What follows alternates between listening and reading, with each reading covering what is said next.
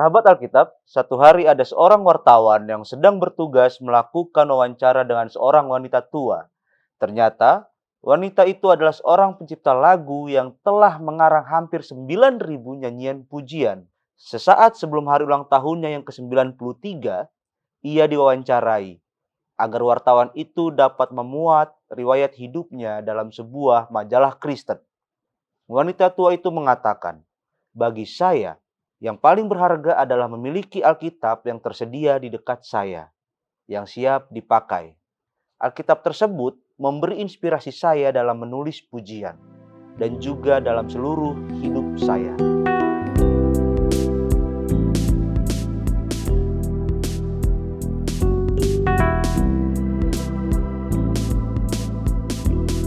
Ada sebuah kisah dari Injil Lukas yang menceritakan demikian.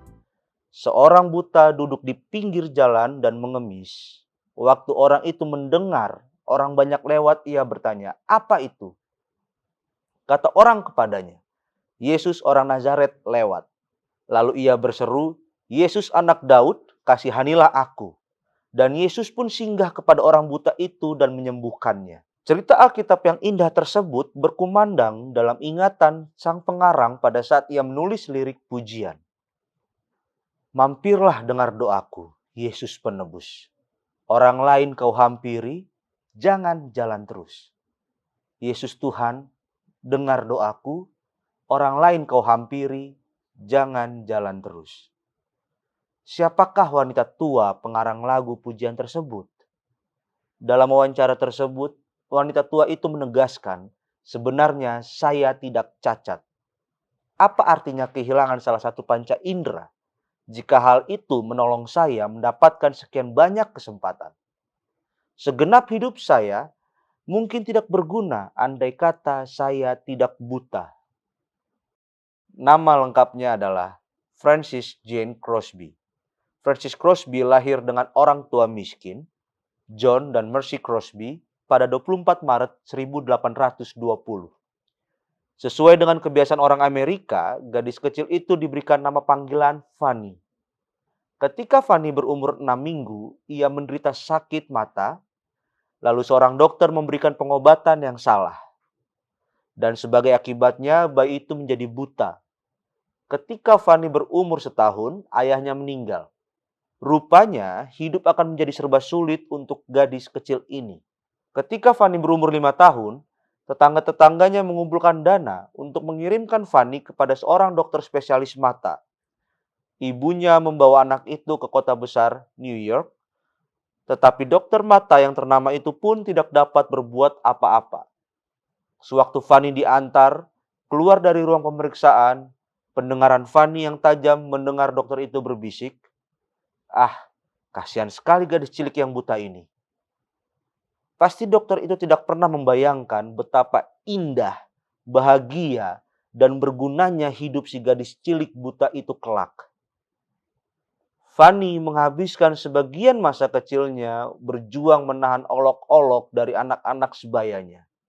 Beruntung, sang nenek, ia seorang penganut Kristiani yang taat, mengajarnya untuk berdoa dan menyerahkan segala keluh kesahnya kepada Tuhan.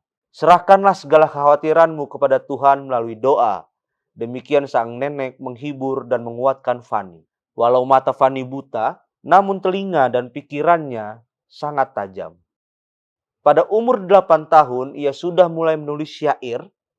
Ia mendengarkan dengan cermat sekali siapapun yang rela membacakan Alkitab baginya.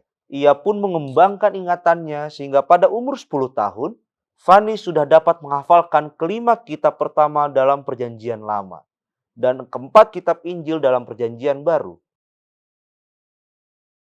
Ketika Fanny Crosby berusia 15 tahun, ia diperbolehkan pindah ke New York dan masuk sebuah sekolah khusus untuk anak-anak tunanetra, New York Institute for the Blind.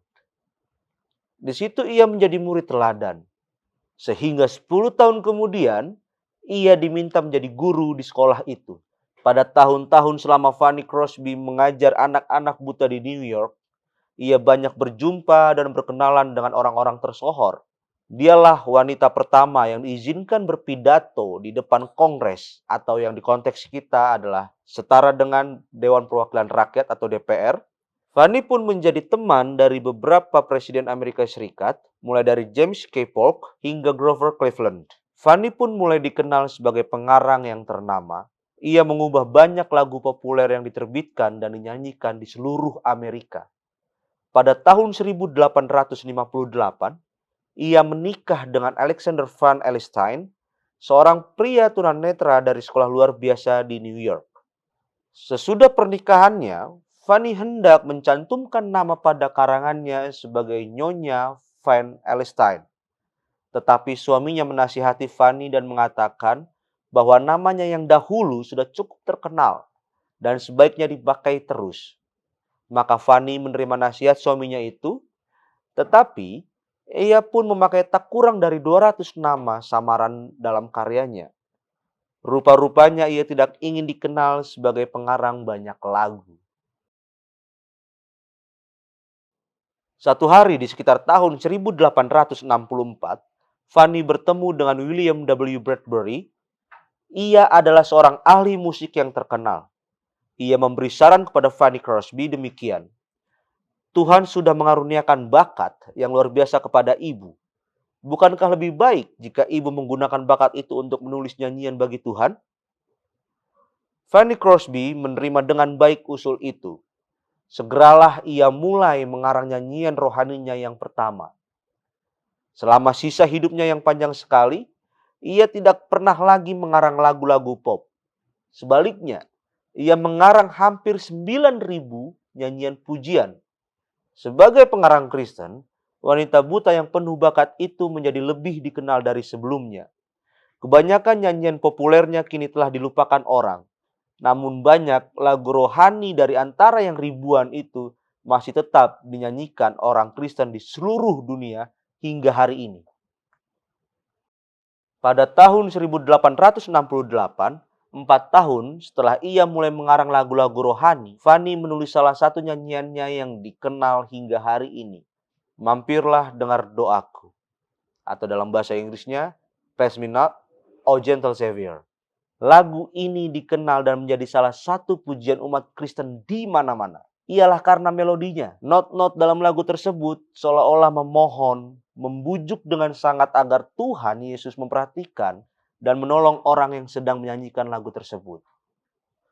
Pengarang lagunya William Howard Doane, ia dilahirkan pada tahun 1832 dan meninggal pada 1915.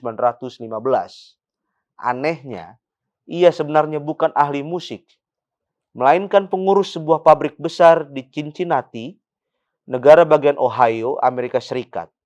Pak Doane merupakan sahabat baik Fanny Crosby. Banyak sekali syair karangan Fanny yang musiknya dilengkapi oleh pengurus pabrik itu. Uniknya, tak jarang Bapak Doane lebih dulu mengarang lagu-lagunya dan baru kemudian meminta Fanny menuliskan syairnya. Tidak semua dari ribuan karya Fanny Crosby yang masih diingat orang. Kata seorang penulis, tidak semuanya bermutu tinggi. Ada pula sebuah lagu karya Fanny yang sudah lama dilupakan, mendadak kembali terkenal, setelah dihidupkan kembali dalam kampanye kebangunan rohani Billy Graham pada pertengahan abad ke-20. Judulnya Ku Berbahagia Yakin Teguh. Atau dalam bahasa Inggrisnya, Blessed Assurance. Syair Blessed Assurance atau Ku Berbahagia Yakin Teguh ditulis oleh Fanny. Sementara melodinya dibuat oleh Phoebe Palmer Knapp. Keluarga Phoebe Knapp sejak lama dikenal merupakan sahabat karib Fanny Crosby. Phoebe memanggil Fanny dengan sebutan karib Bibi Fanny. Fanny Crosby sering menghadiri kebaktian-kebaktian di gereja dan berbagai acara kebangunan rohani. Ia senang mendengar orang-orang lain menyanyikan karangannya. Setiap mendengarkan khotbah dan pembacaan Alkitab, timbul dalam pikirannya ide-ide untuk menuliskan lagu yang baru. Di Amerika Serikat, Fanny J. Crosby dikenang orang sebagai Queen of Gospel Writer atau Ratu Penulis Lagu-Lagu Pujian, yang karyanya diadaptasi sebagai lirik oleh banyak komposer ternama, termasuk suaminya sendiri, Alex Van Alstyne.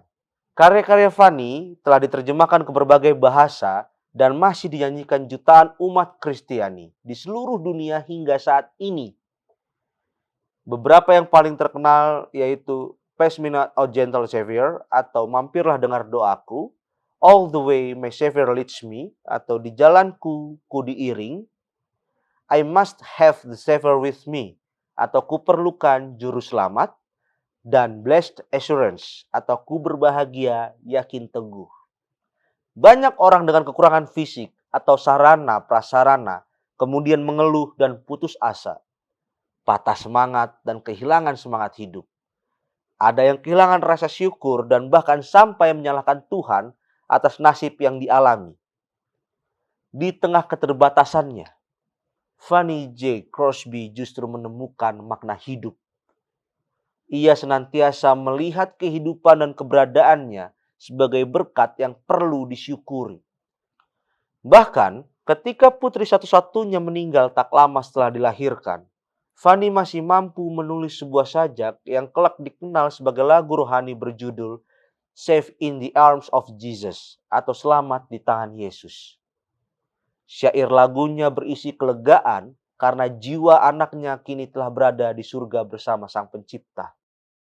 Hidup Fanny selalu dipenuhi dengan ucapan syukur, bahkan kebutaannya pun ia syukuri. Tampaknya adalah satu anugerah Tuhan bahwa aku harus buta seumur hidup, dan aku berterima kasih untuk hal ini. Jika kesempurnaan penglihatan duniawi ini ditawarkan kepadaku besok, aku tidak akan menerimanya. Aku mungkin tidak akan bisa menyanyikan himne untuk memuji Tuhan jika aku telah tertarik pada hal-hal yang indah dan menarik di sekitarku. Fanny Crosby meninggal pada 12 Februari 1915 dalam usia 94 tahun. Lagu-lagunya hingga hari ini memberkati dan menjadi inspirasi banyak orang.